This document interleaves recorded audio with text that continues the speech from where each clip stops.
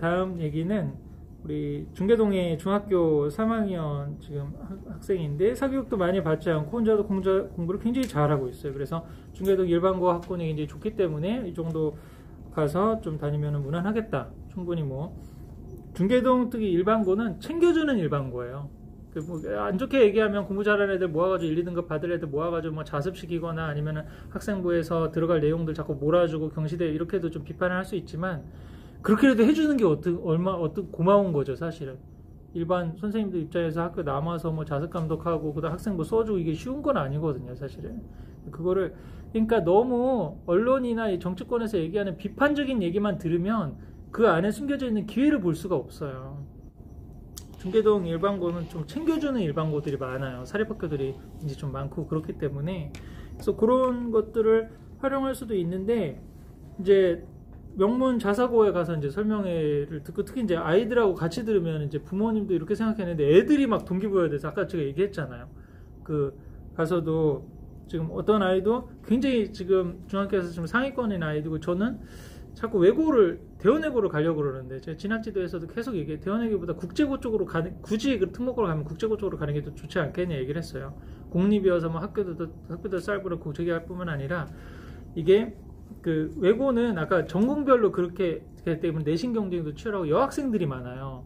그래서 그 여학생들 틈바구니에서 내신 딴다는 게 쉬운 게 아니거든요. 거의 막 그 초열심인 막 학생들이 굉장히 많기 때문에 그래서 오히려 남학생이 그러니까 국제고 가서 지금 국제고에서 최근에 몇몇 국제고에서 상위 한 10등 안에 들면 서울대 가는 건 거의 보장이 된다고 볼 수 있는데 이런 케이스 그리고 본인이 또 국제 그쪽으로 하고 싶어 외교관이나 이런 거 그것도 맞을 수 있고 근데 대원외고 설명회 같은 데를 갔다 오는 거지 얘가 또 그런 선배들을 만나고 이러면은 이제 또 대원외고 선배들이 와가지고 학교에서 막 이렇게 설명해주고 막 이러면은 확 꽂히는 거야. 동아리가 막 200개고 뭐 여기서 뭘 하고 뭐 저기 미네르바에도 지금 최근에 뭐 몇 명을 갖고 뭐 이런 얘기 하고 그러면 애들이 막 동기부여되고 그러면 아 그거를 하지 말아라 이렇게 하기가 좀 쉽지 않은 상황이 있긴 하거든요.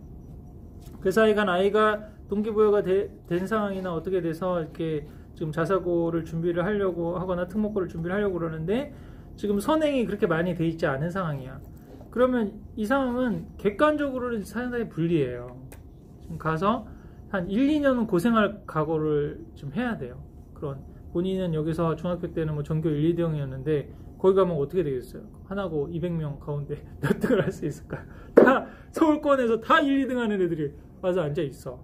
아무리 잘해도 100등 밖으로 밀릴 가능성이 상당히 많고 그 대신 하나고는 내신 4등급까지는 뭐 서울대 수시가 나온다고 보통 보고 정시 자원이 거의 없어요. 그 1, 2년은 정말 쉽지 않은 시간을 각오를 하고 가야 되는 건데 근데 만약에 우리 아이가 그런다고 그러면 저는 중계동 남는 전략을 선택할 것 같아요. 거기 가서 지금 이 명문 외고나 자사고에 가서 소위 말해서 유턴을 할 수도 있잖아요. 거기 갔는데 안 와가지고 뭐 전학을 간다든지 아니면 같은데 뭐 자리가 없고 그러면 다 뭐 다른 좀 경기도 쪽으로 뭐 가까운 데로 간다든지 뭐 이렇게 여러 가지 유턴 전략을 쓸 수 있는데 실질적으로 중위권 자사고는 다니다가 자퇴하거나 아니면 유턴하는 반 인원들이 한 학기 뭐 1학년 정도 지나면 15명에서 20명 정도 나오거든요. 근데 명문 자사고 특목고는 자퇴율이 굉장히 적어요. 그게 왜 그런지 아세요? 그 학교 네임밸류가 있기 때문에 내려오기를 싫은 거야. 이 안에 있으면 어떻게든지 되겠지라고 하는 지금 그런 마음도 있고 그게 쉽지가 않아요. 이미 엄마가 다 얘기했어. 나 지금 어느 학교 다닌다고. 그리고 지금 주변에서는 다 그 학교 갔으니까 이제 서울대 가는 줄 알아. 이런 분위기 지금 되고 뭐 과거도 마찬가지로 이렇게 다 띄워놨는데 엄마 지금 어깨 봤죠. 부모님 다 힘들어 갔는데 그 친구 요즘 잘 다녀요. 그런데 사실은 이렇게 얘기하면 이제 불효를 하는 듯한 느낌이 막 드는 거야. 꾸역꾸역 그냥 버텨보는 거죠. 그 안에서 그냥 해보고 안 되면 지금 그래서 과거도 그렇고 지금 최상위권 아이들 가운데서 우울증이나 이런 좀 힘들어하는 애들 굉장히 많아요.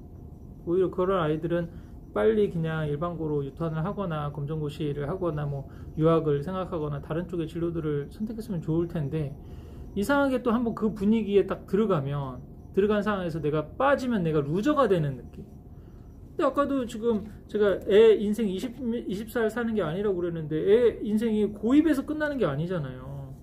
고등학교 를 어딜 나오는 게 그게 뭐 얼마나 좀 대단한가. 이제 앞으로는 이제 블라인드 처리해가지고 학벌 그거 차별법 이런 것도 생기고 그러면 이제 어느 학교 나왔는지 쓰지도 못하는 좀 상황이 될 수도 있는데요. 좀 그런 상황에서는 저는 대입을 바라보고 또 이후의 사회생활을 바라보고 딱 그렇게 한다고 그러면 좀 다르게 생각할 수 있지 않을까 싶은 생각도 있거든요. 그래서 근데 아이의 의지가 너무 이렇게 탁월하다고 그러면은 우선 후원을 해주고 부모 입장에서는 B 플랜을 준비할 필요가 있다. 우선 가서 그러면 이러이러 어려움이 얘기는 최선을 다해서 한번 극복을 해봐. 근데 진짜 뭐 극복을 할 수 있는데 근데 객관적으로 얘기해서는 진짜 쉽지 않은 상황이에요. 지금 이 정도 지금 하나고라든지 뭐 대연해고 정도에 지금 간다라고 생각하는 아이들은 완전히 그 부분이 그 내신이 어떻게 나오고 시험이 어떻게 다 파악된 애들이거든. 지금 여러 경로를 통해서. 그래서 그거에 대해서 내가 경쟁력이 있다고 생각하기 때문에 지금 확실히 가고 그런 경우 상당히 많기 때문에 오히려는 근데 그렇게 됐을 때 아이한테 이런 길도 있다 라고 하는, 그리고 그 길만 가지 않고 이렇게 B씨로 갈 수 있는 길들이 있다, 이런 거를 한번 제시를 B플랜을 해줄 수 있는 좀 준비를 해두시면 괜찮고, 또 오히려 넣었는데 안 됐다 그러면 뭐 잘 된 거죠. 그래가지고 여러 가지 또 그게 는다고 다 되는 건 아니잖아요. 여러 가지 또 변수들이 있고 그러니까. 그래서 그러면 잘 됐다, 여기서 하는 게 충분히 길이 있고 이게 더 넓은 길이고 빠른 길일 수도 있어. 오히려 그렇게 또 격려를 해주시면 되지 않을까 싶습니다.